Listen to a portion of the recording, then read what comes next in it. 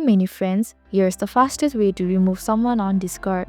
But first, make sure to save this video for your future reference. Hello everyone, I'm Jasmine from Take My Life, and today I'll walk you through the process of how to remove friends on Discord. It's pretty simple and quick, so let's get started with the video. First, open the Discord app on your device. Now open the chat with the friend you want to remove.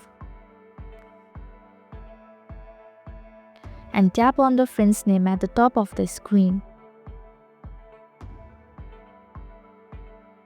This is where you will find the option to manage your relationship with that person.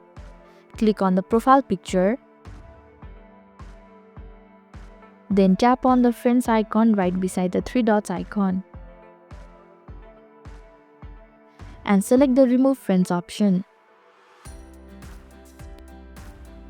So this is how to remove friends on Discord. Thank you for watching Take My Life. I hope this video was helpful. If it was, then hit the like button and comment down if you have any questions or feedback. Also, if you are new to our channel, please subscribe and hit the bell icon so that you don't miss our upcoming videos.